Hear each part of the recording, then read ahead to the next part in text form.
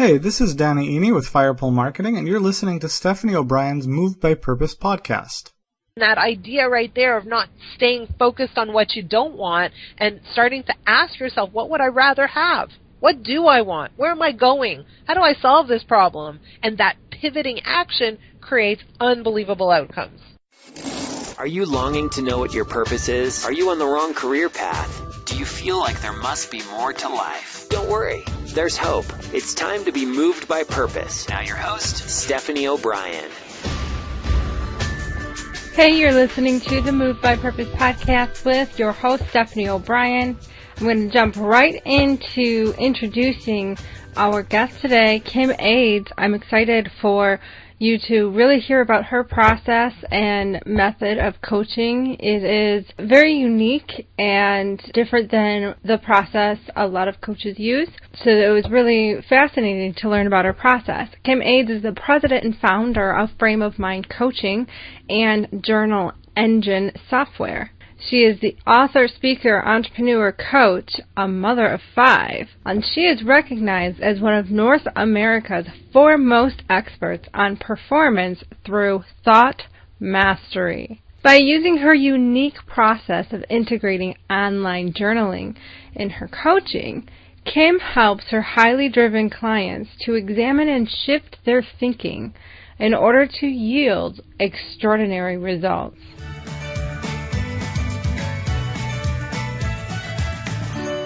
Welcome to the show, Kim. It's an honor to have you on today. Thank you so much. I'm super excited to be here. Yes, and thank you for your patience. We had some technical difficulties on my end, so I appreciate you patiently waiting for that to get worked through. Oh, no problem at all.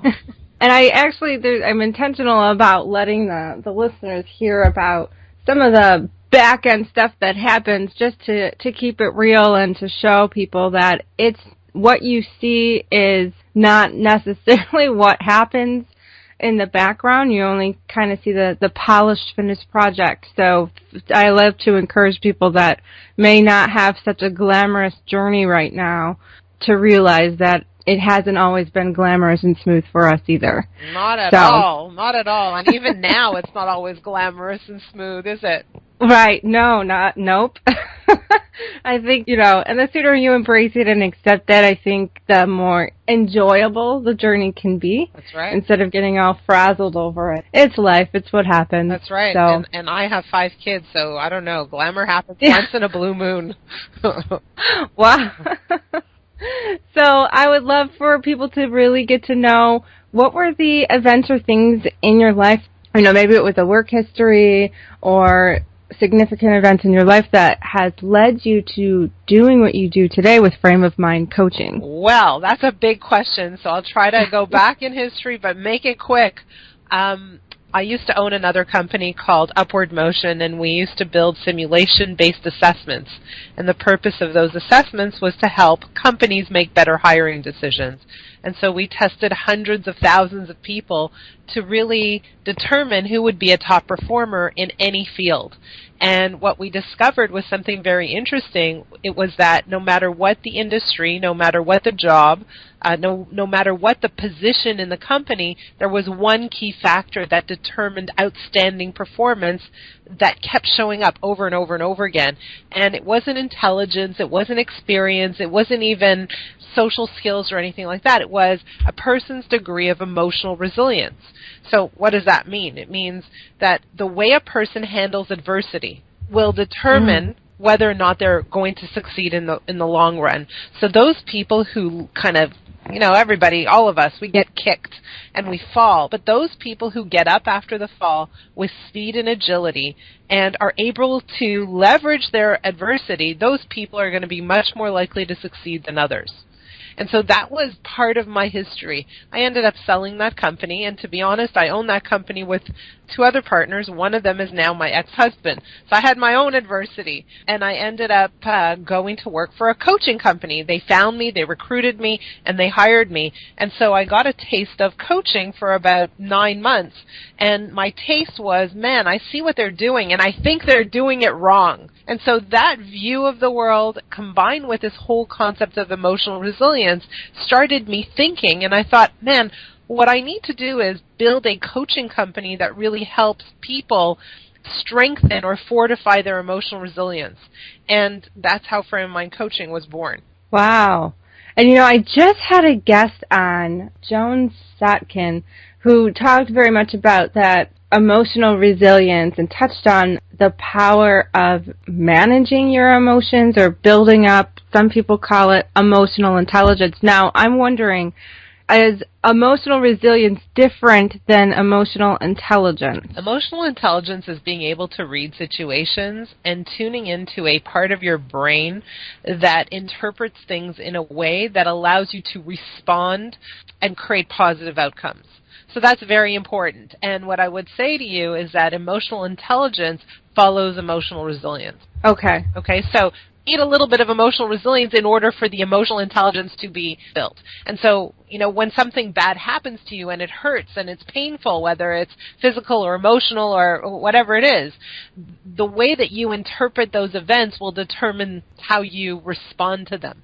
And so that piece is the emotional resilience part, and then we extrapolate that, and that's where the emotional intelligence piece comes in. What are some ways that people can build up? There's different personalities, I know, and some seem to be a little bit more capable of managing their emotions and staying calm in certain situations and keeping their cool, while others seem to be more hot-headed, more expressive in their emotions. Have you noticed in your research if there were certain personality types that had more work to do in order to succeed? Yeah, that's a really interesting question. What I have found is some people have an already natural, predisposed kind of character that has a slightly stronger emotional resilience to begin with. Other people aren't there. They really struggle. And even though you can shine the light on what they're doing and how they're showing up, and how they're showing up is really contrary to what they want to achieve, they still struggle. And so it's like there's a bit of a blockage. There's a stubbornness. There's an attachment to being hot-headed, if you will, or to seeing the world through a very, very specific lens. And what we have found, I don't know if it's a character issue or a personality issue, but what we have found is those people who are determined to stick to their hot-headed ways, let's call it that. I mean, it's much broader than that. I'm being very simplistic here. They typically get some type of pleasure, some type of reward for doing that. And, the hot-headed can be replaced with people who feel like they're victims, or people who feel like they're constantly up against the odds, or people who feel like they can never win. It's the same concept, but they get some type of reward for going in that direction. And I love that you have stated that, because I actually just recently read that. Reviewed that. It wasn't like a new idea for me. And they also said the same thing, where if you've had, and typically to go deeper than this, sometimes that hot-headedness or that almost victim mentality is rooted in maybe an injury that happened in the past, like if you were bullied. Yep. So you kind of give anger then, and that hot-headedness was a protective measure for you when you were younger, and it became your friend. Well, actually, that's exactly right. And what we find is that the tactics or strategies that people may have used in the past to cope with events that may have been successful for them and worked to protect them and save them and do them a service is not always applicable now. So what got you here won't necessarily get you to your next destination. Right. And as long as you have almost like a trust in that, it's going to be hard to let it go, because you put your trust in something that once served you that is no longer serving you and preventing you from seeing success in other areas. That's a really great way to put it, and that's exactly true. And what they do is they build a pattern. They build like an instinct, a knee-jerk reaction under certain circumstances to respond and react that way because it has served them in the past. And now they don't quite get why it's no longer serving them. And so, what we do in our coaching is we show people how their behavior behavior, but more so their thinking really often contradicts the very desires or the goals that they have. Yes. I mean, I've been doing this and really intentional. Like, I make it a priority to practice what I preach. And, you know, I have gone through this myself. It is a process. Some of these deeper rooted, I guess, what you put your trust in, what used to serve you no longer serves you, all of that, like, you know, sometimes it takes a while to really dig down deep and uncover all of that, and then to truly let it go. Yep. You know, so it becomes a choice to really let it go. And some people just are not ready to let it go yet. And as long as they hold on to it, I really believe they're going to keep seeing the same patterns and things repeating in their life. You know what? You're 100% right. So the question is, what conditions are required to enable someone to let go of something that doesn't work for them, that is detrimental to them? That's a beautiful question. And so when I look at coaching, I look at it very differently from other coaching systems or environments. Normally when you think about coaching, you think, well, what's the goal you want to achieve? And let's create a plan and break that plan down into smaller components. And as a coach, I will hold you accountable to that plan. That typically sounds like coaching. Wouldn't you agree? Mm-hmm. Well, that's not my approach at all, because I don't think that environment allows people to let go of the things they need to let go of. Right. Okay, so what type of environment is required? Well, number one is, I really feel that it's very important for the coach to truly know their clients very well. And what I have found is that if you just have a call with someone once a week or once every 2 weeks, that's not enough information, it's not enough data. So as a coach, I need more data, I need more frequent data, and I need data across circumstances. So I need to really examine how you think across a number of situations so that I can start picking up patterns of thought, of behavior, of values, of response and attitude. I can start to pick all that up and connect the dots. The other thing that needs to happen is we need to establish a relationship where you're not answering to me, right? I don't have to hold you accountable. And quite frankly, it's not so important to me what you are doing, except that what you are doing helps me see what you're thinking. And that's what I'm interested in, because thought always precedes behavior. So what's the environment? The environment is incredible intimacy between the coach and the client, frequency of contact, a method to collect valuable data, and the willingness, of course, to examine those deeper things that are really causing people to feel stuck. Like, how many people are stuck in jobs that they don't love? Or how many people are stuck in relationships that they are miserable in? How many people are stuck with their weight or with anything, depression, whatever it is that they're stuck with? Mm-hmm. And so in order to feel free to let go, they need to feel safe. Yes. Right? And that's the environment we need to create for our clients.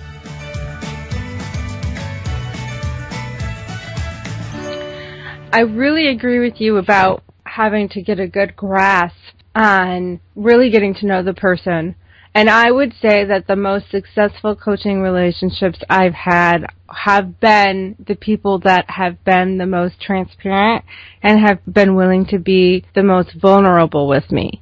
Because that way I could really see into what it was that was going on. Those that were guarded and weren't even willing to go there. I mean, this was in the beginning before I really even knew how to assess properly if someone was even ready and coachable.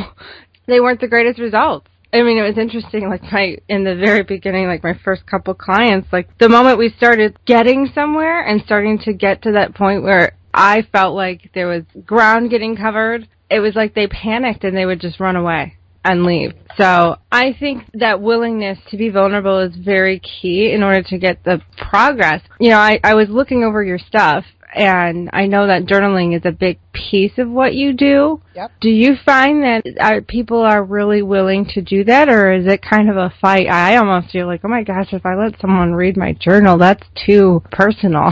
Well, you know what? It's part of the way that we coach people. So just to give everybody an understanding of the setup, is that usually we begin with a 10-week coaching period, and some people go longer, and but it's the first 10 weeks that are foundational and there's a call once a week. We record every call. We ask our clients to listen to the recording, and the reason we do that is so that they can start to pay attention and become observers of their own thinking. And the idea here is you become much more emotionally resilient. You become more able to handle the tough stuff in your life when you're able to consciously observe the way you show up and then choose how you would rather show up. So being able to listen to the recordings is part of that process.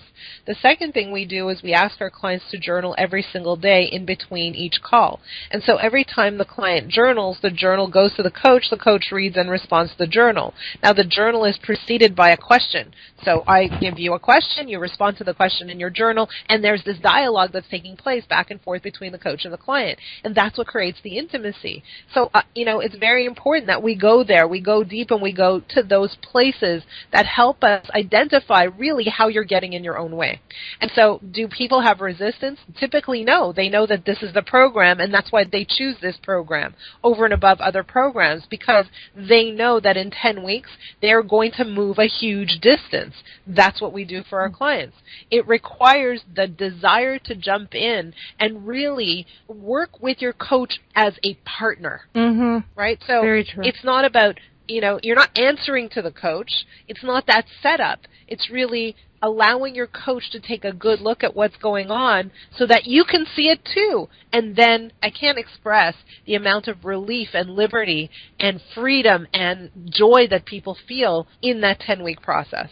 Oh, I can imagine. Because I think that it's such a great and smart way to help people see themselves as almost kind of the way the world sees them or how they're perceived. I was told from my coach right away, one of the first things he addressed was how I spoke. He told me to go to Toastmasters because I needed to have a greater confidence in the way I communicated, because I used to say things, when I spoke to him, I would make a statement and I would go, I don't know, let's talk about how cold it is outside. I would just say, well, it's cold outside, and like I would raise it like a question. He's like, I'm just going to be really frank with you.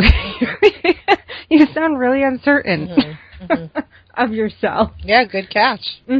So, and then he encouraged me to listen to myself, record myself, and obviously I podcast now and listen to myself and evaluate myself quite often and have gotten much better over time. But yeah, just that whole evaluation process. And that's just for improvement, but I also think there's a powerful piece to that too, is just to see, I started videotaping myself as well when I practice for a presentation or practice in front of the mirror. And I'm like, wow, body language really needs to improve here. So I do think there is that power in evaluation. I'll tell you a funny story. I was working with a speaking coach, and I know my material, I'm comfortable on stage, it's not a problem, but one of the things she pointed out is that when I speak, I put my fingers together, the Italians do, they put their fingers together. So I put my fingers together to emphasize things. She goes, when you do that, it looks like you're pointing at people. And you're being, stern and mean. And I'm like, whoa, I didn't know that. I'm just being expressive, I thought. And she's like, no, don't do that. Stop doing that. Don't put your fingers together.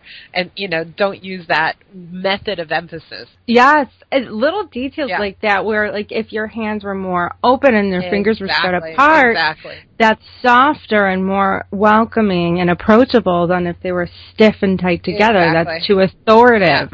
Exactly. But you don't know until somebody else sees it or until you start to find a way to observe yourself. And that's really the key here, is that people live unconsciously and they don't know how they show up and they don't know their repetitive patterns and they don't know how they get in their own way and create barriers for themselves. They don't know. And so, what we do in coaching is really help them see a little bit differently. We shed light where they are unable to see themselves and how they operate. Yes. I noticed there were 5 common mindsets that seem to really keep people stuck. And I know that there's more, and there's different names for them, and I think there's different things that kind of blend together in these. But one of the most common, I'm curious to hear what your common, or what you found or observed that was common patterns of behavior. Let's say there was a business owner that can't seem to really break out of this cycle of lack. Like, their business might be growing, but revenue isn't increasing. Mm-hmm. I mean, which is kind of a weird concept, but like they might be developing all these back-end things and look like they're doing well, but maybe not having revenue come in. Mm-hmm. And can't seem to break past that. Have you noticed that there might be a mindset rooted in there or a way of thinking that prevents them? Well, so I haven't put people into mindset categories, but we do see what I will call beliefs that are common, that pop up over and over and over again across clients. So, you're talking about the belief of lack. That's what you're talking about. And we see that, that belief has been rooted in maybe, their parents or their neighborhoods or what they see on TV. Like, people come to the table with a certain indoctrination. They come to the table with these ingrained beliefs that have never been challenged and they don't even know exist, right? And so, one of them is definitely associated with the resources, a lack of resources, a lack of time, a lack of money, a lack of help, a lack of people, a lack of support, a lack of friendship, right. Just a lack. So that's definitely something we see over and over again. Another thing we see over and over again is a high degree of concern over what other people will think. That shows up over and over and over again to the point of paralysis. So, I remember I had a client who was uncomfortable walking down the street, and they were so conscious of how they were taking every step because they were concerned about what other people were seeing when they saw him walking down the street. Right? And so this is an incredibly intelligent, very driven individual, yet still paralysis took over because of that fear of what other people would think. There's another thing that comes up is self-doubt. I'm not sure I'm smart enough. I'm not sure I have enough experience. I don't really know what I'm doing. I haven't done this before. Who am I to be successful? All of that stuff. Those things pop up over and over and over again. And what we find is a lot of times people's internal voice doesn't always match their external voice. So people have a dialogue that's going on that doesn't quite match the dialogue that's going on outside. And vice versa exists also. In other words, the dialogue that people have inside their head sometimes is debilitating. Like, the worst critic that most people have is themselves. The people aren't kind to themselves. They beat themselves up over and over and over again. Man, if you had a friend like that, you'd fire your friend. So true. Yeah. People can be very brutal with themselves. It's unbelievable. I mean, including myself, and I have to remember to be very gentle with myself and be like, hey, sometimes I just have to snap myself out of it and be like, hey, cut it out. Oh, my goodness. Yeah. Like, have some love for yourself today, please. Yeah, exactly. Because I notice also if I'm in that way overly critical, super, judgmental, there's one thing to evaluate self-evaluation, and then a whole other thing to get super obsessive and overly critical about it. And it's not constructive criticism. It's like bullying yourself.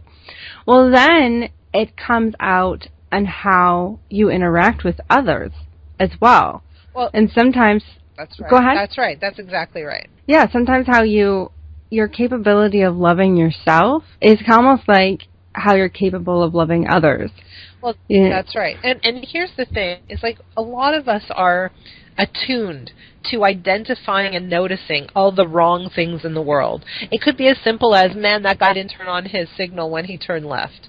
It could be, wow, the lineup in this grocery store is super long. What's wrong with that cashier? Like this just chronic attention to things that are not going right. So true. Right? And we're a lot of us are just that way. And the concept here is what you focus on creates your life experience. Mm-hmm. And so the idea is to start to consciously choose what you want to focus on. There are so many things that are working in our worlds. Every time you go in an elevator, it works. It goes up. It goes to where you want to go. The thing is, think about how many elements had to come together to create this elevator just for you to take on this very day. That's a lot of factors working just the right way. But we don't even think that way. Yeah. When you wake up in the morning and you get a hot shower, that's a lot of elements coming together to work perfectly just to serve you. And we don't think that way. Right. But just the fact that you're saying that now, I'm hoping someone's encouraged to, like, just set the intention to notice. Someone broke that down once. I was actually just listening to the audiobook, Thou Shalt Prosper, and he kind of broke that down of, like, you know, way back in early humanity, like, you had to go out to the field and cut the wheat and break it down, then, like, knead it together and bake your bread. He's like, now you just get up and pop a piece of toast and, you know, like bread in a toaster and you have breakfast. Yeah. You know, like, just think of that. Like, think of how we've evolved and that, you know, those that have come before us have made life easier for you, and how collectively, because people continue to add value to each other, like, it makes the world and your life easier. And if you frame it that way, it's like, it just was like a huge light bulb. I'm like, you know, when you really dissect that, you're like, wow, there's just so many things that make my life so much easier, and you just have so much more gratitude. I noticed a huge transformation in gratitude and joy, and that doesn't mean that things don't irritate me still, or that everything just makes me happy all the time. But it's like that perspective or that shift of, even when things aren't going right, to just focus on the things that are going right, and by far they outweigh what isn't going right. Well, that's part of it, and the other part of it is when things aren't going right, we need to leverage it. We need to learn to say, okay, well, this thing happened to me, and that was really crappy, and I really didn't enjoy that. I'm pretty clear about the things I don't want, so that needs to help me increase my clarity about what I do want. And so what we teach our clients to do is, okay, notice what you don't like, and now pivot. Say, what would I rather have? Where am I going? How does this inform me? How does this increase my clarity? And that idea right there of not staying focused on what you don't want and starting to ask yourself, what would I rather have? What do I want? Where am I going? How do I solve this problem? And that pivoting action creates unbelievable outcomes. Oh, so true. I worked with Dan Miller. I don't know if you know who he is. He wrote the book 48 Days to the Work You Love, and he has that quote that says, you know, a lot of people live their life running away from what they don't want, but they never look forward to and have a target or a goal to focus on where they want to go and what they do want. And that was really enlightening to me.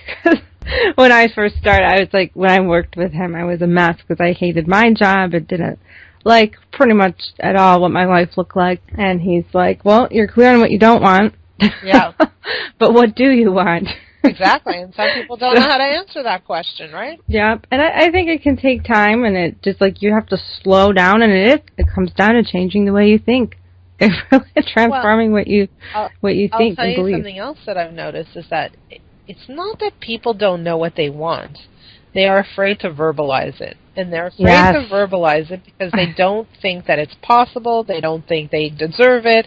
They don't think that, you know, like, verbalizing it might mean that somebody might have an opinion on that, and so on and so on. And so there are a million reasons that I see that people just kind of keep their real, true desires very, very hidden and don't give themselves space to entertain those desires because of straight-up fear, paralysis, etc. Mm-hmm. You know, I've had a lot of clients that would say how, and there's a lot of work and everyone's had a different process, but I would caution you to a degree I feel like you need solid relationships and supportive relationships in your life instead of the toxic ones, because there have been people that have voiced a dream and then were instantly torn down for it. Like the black crab syndrome of their whole environment and who they were surrounded with. They were all miserable. They were all, it's like misery loves company. Like, they didn't want anyone to succeed. They didn't want anyone to be positive or happy or to change. And so the moment someone shows up and is like, hey, I'm gonna change something, and they're like, nope, your idea is terrible. You're never gonna succeed in that. Right. It's like, you definitely want to articulate and express it, but also just be careful who you're doing it to and around, because I've seen people do it too early or to the wrong people. Right. before they were ready to handle that type of criticism, and it just fed that fear of rejection and criticism. Right. And you see, that's the other part, is that what we find is that when we coach people, those negative people just fall away. They just leave. They leave the scene. And because we don't have time or patience for that, and we're busy focusing on the kinds of relationships that are fueling and feel good and help us grow. And so, I don't spend too much time, honestly, with my clients. I really help them focus on the types of the relationships they want. And when they are experiencing relationships that they don't want, again, we use that as a leverage to help them get clear about what they would rather have. On top of that, we really fortify them, so when they do get negative feedback, okay, big deal. It's somebody else's opinion. It's not the be-all and end-all of anything. It doesn't have to mean anything, right? So we help them stand in their own desire, regardless of what other people think. Yeah, and to get out of their own way. Exactly. Well, it has been a pleasure talking to you. I have a couple more questions, and that is, what resources, whether it's a book or tools or a process maybe, do you recommend someone start off with that really resonated with this and would like to kind of explore this further to really get unstuck? So I'm going to offer you two concepts. One is for anyone who's listening and you're thinking about, how do I get out of my own way? I strongly recommend that you start journaling. The power of journaling is off the charts if you commit to it on a daily basis. So the first question you want to ask yourself is, what do I really, really want? Number two is, what would my life be like if I never had what I really, really want? Like, how would I be with that? And then the third question is, what's preventing me? What's stopping me from having what I really want? And those three questions, and answer them in sentences, not in point form. Those three questions will be the entry point to help you really start to see how your thinking is either propelling you forward or standing in your way. And really what's going to happen is your beliefs are going to surface, and what you want to do is start challenging the beliefs. I don't have time to have what I really, really want. I'm a mother. I have other obligations, and therefore I can't have what I really, really want. And what you want to do is say, really? Is that really true? You want to start to poke holes in your beliefs, especially ones that stop you from living the life you want to live. So that's idea number one. Idea number two is, I invite anybody who's interested to assess their frame of mind. And so what does that do? It allows you to see where you are now. It's very hard to move to somewhere else when you don't know where you are, right? You need your bearings. And so assessing your frame of mind is really, really critical, just to get a snapshot of where you are in your life with respect to your profession, your career, your relationships, your health, etc. And so on our website at frameofmindcoaching.com, we have an assessment, and I encourage people to go and try it out. Awesome. And that's where people can connect with you, Frame of Mind Coaching? Frame of Mind Is Coaching. Is that the best way? Yeah, frameofmindcoaching.com. Okay, perfect. I highly recommend you guys connect with Kim over at Frame of Mind Coaching, or check that out. Check the resources out. Journaling is powerful. 3 powerful questions. Really, take the time to do it. Make the time, value yourself, and make the time to really honestly answer those. And I definitely think that's a strong suggestion. And from Kim, thank you again. I'll throw something else out there. For whoever does those 3 questions, send them to me, and I will be happy to review them with you on a quick 15-minute call. So you can do that. Happy to do that. I don't do it very often, but I'm in the mood today. So it's Kim at frameofmindcoaching.com. Send me your journals, and let's do some work. Nice. Thank you. That was very generous. Appreciate it. When things aren't going right, we need to leverage it. We need to learn to say, okay, well, this thing happened to me, and that was really crappy, and I really didn't enjoy that. I'm pretty clear about the things I don't want, so that needs to help me increase my clarity about what I do want. And so what we teach our clients to do is, okay, notice what you don't like, and now pivot. Say, what would I rather have? Where am I going? How does this inform me? How does this increase my clarity? So there you have it. That was Kim Aids with Frame of Mind Coaching. Make sure you come on over to the movedbypurpose.net website to check out her link, frameofmindcoaching.com. If you're driving or doing chores and are not at the computer, these links will be included in the show notes as well. If you're not part of the Moved by Purpose community and news list, make sure you sign up. This is where you get exclusive content and deals, discounts. You get offers to pilot courses for free or very low cost. That is made only available to those on the list. So if you have not joined yet, be sure to stay tuned, join the list, and listen up, because I am running a pilot course very soon for my passion project. I'm turning it into an online course, and I am looking for about 10 participants to join and help develop that course. To join it will be about $97. The normal cost of this, just for group coaching, is $600. And it will likely be sold for probably almost $2,000 when it's done. So for $97, you get access to a $2,000 course. What will be a $2,000 course.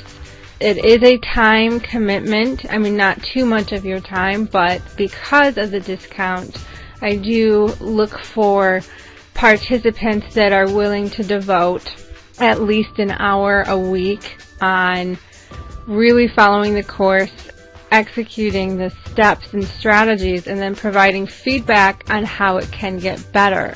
Questions and thoughts about the content and objections that they have and suggestions that would make it even better are a requirement to be part of this course, but this will be open up for registration to those that are on Moved by Purpose newsletter. So make sure you sign up. Everyone have a fabulous, fabulous week.